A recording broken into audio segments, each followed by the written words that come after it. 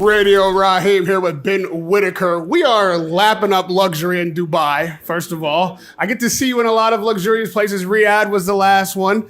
Saudi Arabia, the UAE is making a big move into boxing. You're a part of it. What's your experience been like? Just fighting in the Middle East, showing up for events like this? Yeah, it's good. Compared to like home, they treat you well. They drive you around, do this for you, do that for you. It's quite nice. But at the end of the day, you've still got to get there and fight. Still got to get the job done, right? I saw fans going crazy for you downstairs. People want to take pictures and talk to you. Do you feel like the fan base here is growing, and how does it compare to other places you fought? Yeah, I think it's growing definitely. I think with the football, with the boxing, they're really getting into the sport. And sometimes it's just for Instagram and stuff like that. But when you speak to them, they know the boxing. They're coming up with some old school boxers. So I think they're definitely looking into the sport.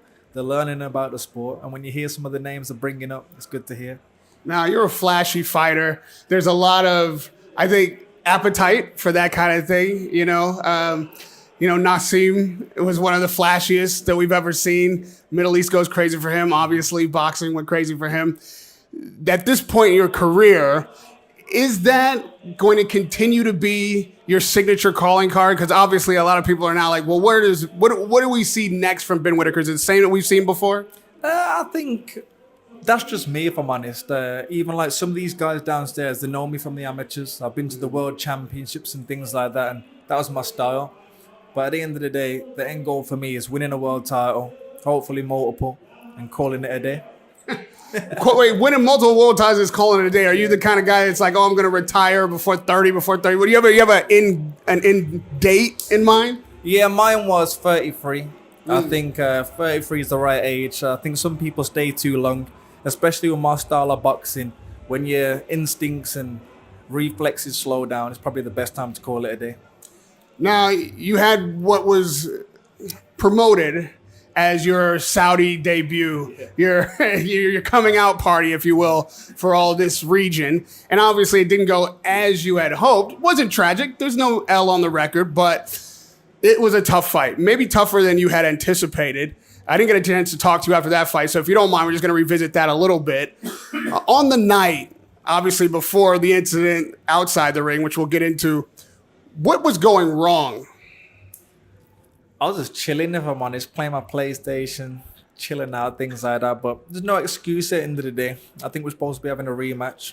And I right the wrongs there. I kind of like what's happening. A lot of people are doubting me, things like that. But when I go and right the wrong, they can stay over that side. I know it's annoying when people, that were behind you didn't take a shot at you. And that's just part of the sport, though, Even fighters who win and are undefeated like Floyd Mayweather take criticism. So in a situation like this, people were looking at your style coming in the ring, and they want to take a shot at, he's so flashy, so arrogant. He's taking opponents lightly. Does any of that come into play with what happened with Cameron and Riyadh? Not really. I just use it as fuel. I think through my whole career, there's people say good things, people say bad things, and some people just like to hear the good things. For me, I like to hear the bad things. The bad things for me is what makes me win Olympic medals, what makes me stand away from the crowd. I fuel on bad things like that. So for me, it's only going to make me better. It did seem like he had more success and just straightforward, walk you down kind of fight style. And with your style, it would have been predicted that you just box circles around him. So what prevented that from happening on that Saturday?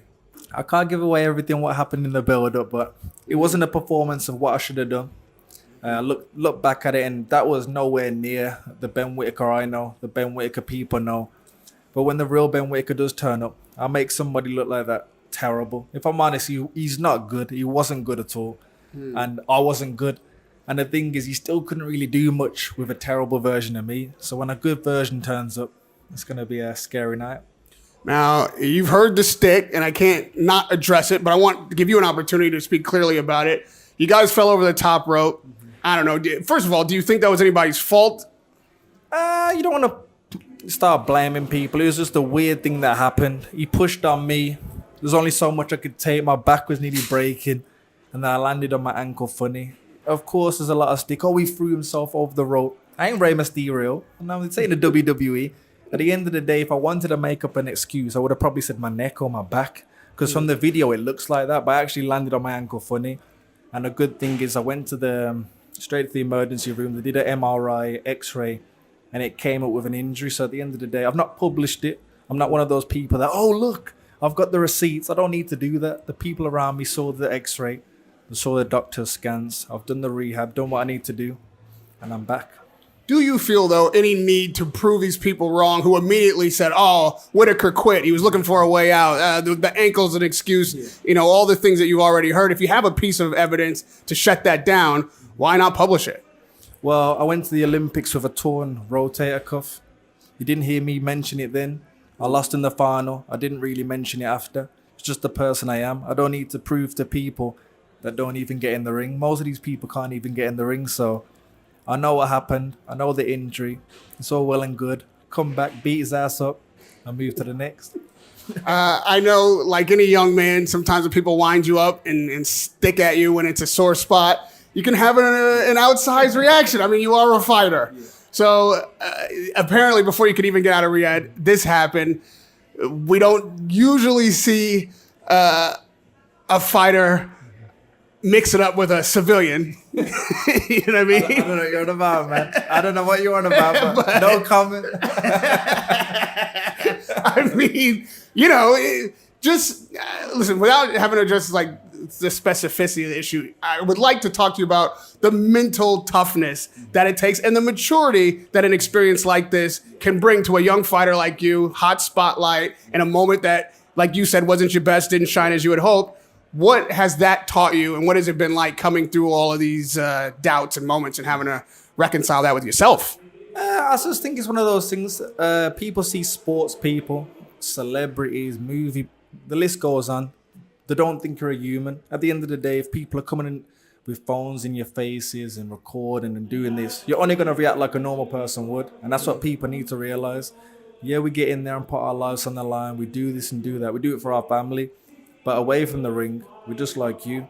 We've got feelings just like you. And if you push that wrong button, you can get hurt. You know what I mean? Just like you. Just like you. Yeah. So at the end of the day, boxing, it's kind of like WWE. You find your own character, you find what works, but the fighting's real. But away from that, you're a normal person, and some people don't get the image you portray is maybe not the real person, and that's it. Well, of course, Liam Cameron has taken every advantage to make the most of a draw. Yeah. But, you know, it stands to reason that he would want the rematch. I'm assuming you want the rematch. Yeah, of course I want the rematch. I think it's the right thing to do next, just to right that wrong for myself, really, just to show how good I really am. And then move on. You know, I think he's getting a bit too much recognition, like you said, for a draw. At the end of the day, it's a draw. And if he won or something like that, fair enough, man, I'd give him a round of applause. But at the end of the day, it was a draw. I'd be a little... Yeah, you're in the limelight now. Get you a little bit of shine, because it will come to an end soon. Well, to Turki Al-Sheikh's credit, he makes fights happen when they should happen. We're already seeing the Bivol Beterbiev rematch. That's amazing. I don't think we would have seen that in another era of boxing. Has this fight, your rematch, already been put on the table? Have we had a discussion about when this can take place? No, I actually never not a discussion, but I spoke to my manager and said, that's the next fight for me. I think it's the next fight. 100% it has to be. I think if you go into another fight, it look a bit weird. But it's down to him as well. I'm down for it, but he might, I want it. And he might pick something else. I don't know what he's going to do. But for me, that's the next fight. For you, unless he turns it down flat, that's 100% the next fighter you want to see in the ring. 100%, because at the end of the day, like I said, it's got people talking now. And I think so early on in my career, it's a good rematch. Can he do it? Will he not do it? And when I go and do what I do, it will stop a lot of people talking. You think this whole experience has matured you at all or changed your approach to the profession you're in? Yeah, a little bit. I don't want to say like Gerald McClellan, but kind of like Gerald McClellan in a way where I was cheapskating it. You know what I mean? Instead of paying for the best strength and conditioning, best nutritionist, I was going, I'll just use people that I know, man, and stuff like that. And now I know as much as how hard I train, I'm a professional in the gym. But you just need those little things. Even going to bed at the right time. I'll be playing my PlayStation at like 4 a.m. That catches you up, man. So it's just those little things. Just being a professional in every walk of life. All right, we'll put our masks on here. But yeah, just be a professional in all walks of life, and that's what I'm doing now. And cut the donuts out. Well, I'll tell you what, you're a professional in this moment because a lot of fighters would be cagey, not be transparent, not be forthcoming, and want to, tuck up and hide from the cameras and microphone. You can portray yourself well. Everybody goes through things, but I appreciate you being willing to talk about it, being candid about it, being pleasant, man. That's all it takes. That's professionalism, that's maturity, and that's appreciated. Radio Raheem with Ben Whitaker.